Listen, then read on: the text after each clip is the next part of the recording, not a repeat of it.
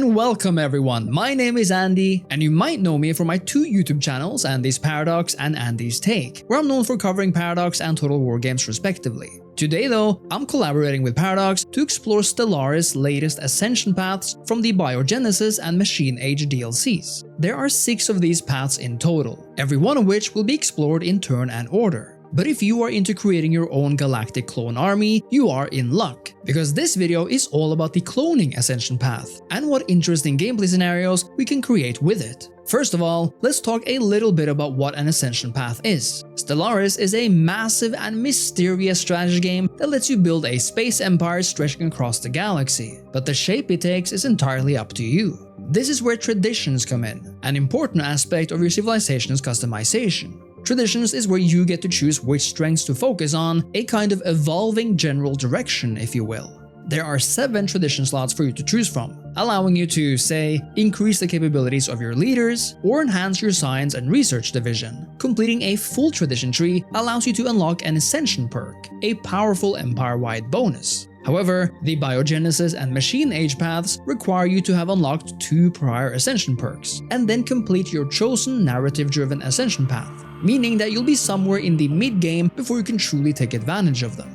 So let's say we're playing as humankind, more specifically, the egalitarian and xenophile United Nations of Earth. Now, despite our kind and democratic outlook, space is a dangerous place, and humanity can only grow so quickly. Sure, being open-minded and allowing other species to settle down and become citizens is one thing, but in the long run, democracy must be capable of defending itself against celestial threats, especially with tyrannical empires on our border. Space isn't just about a vast emptiness after all, it's also about planets, and to truly conquer someone, boots on the ground can be more effective than blue lasers. But we're not stopping there. To begin the cloning process, however, we need to unlock the Biomorphosis Ascension perk, as this is what starts the Biomorphosis situation, which once completed, allows us to begin the cloning tradition.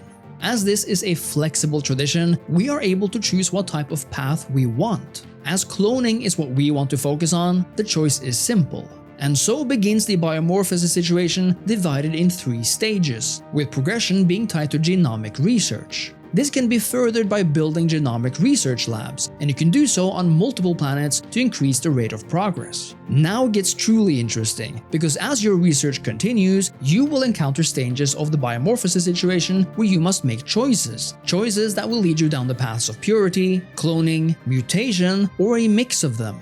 In this scenario, we are all in on cloning, of course, so that's where we'll focus our efforts. But scenarios arise as we journey forth into the uncertain future. The question of clone citizenship is raised. Are they truly human beings on their own? How do we accommodate a mass increase in population? Do we provide housing or utilize them to colonize elsewhere? What do we do when this new technology is used without approval? And what happens when our leaders start cloning themselves? Is this the beginning of de facto immortality? And if so, is that really such a bad thing in a spacefaring, endless galactic age? Indeed, perhaps this was the future our leaders had foreseen this whole time. Yes, in our space age, humanity lives longer than ever, but not forever. Surely this was the plan all along for Minister of State Agustina Alvarez, 103 years old, as she recommended the cloning research to President Ibori in 2261.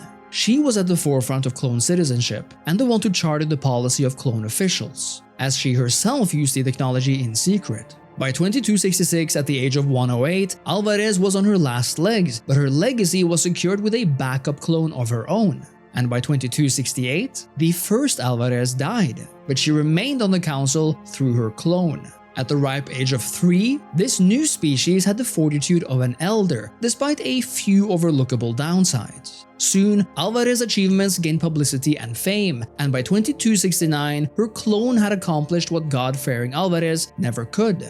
She became president. Through various policy choices, she laid the groundwork for more like her, more clones. She saw the project through to its end and created a new species of humans in her image, one more resilient, more adaptive, and of course, one that values its leaders. As she took humanity away from its simple origins, she reformed the United Nations of Earth into the First Galactic Republic. With her new perfected clone army, she was the one to spread the light of the uplifted across a tyrannical galaxy, starting with the warlike Bordranitan autocracy. together with humanity's earlier traditions, like expansion, which allowed for a faster growing population and a better organized empire, alongside the unyielding might of our defensive forces in the event of a foreign invasion, and the galactic force projection ascension perk, which allowed for more commanders to lead our new and fully operational army, the Galactic Republic would never fear anyone again. And perhaps the time had come to make sure the humans in the dictatorial Commonwealth of Man saw the light too. After all, it is clone duty to take care of our simpler ancestors. And as for Alvarez, she consolidated her rule over the council, not by force but by demand, and oversaw the transition from a representative democracy to a cordoned multiplicity, an empire for all. It didn't hurt that she, or rather her clones, won election after election after election.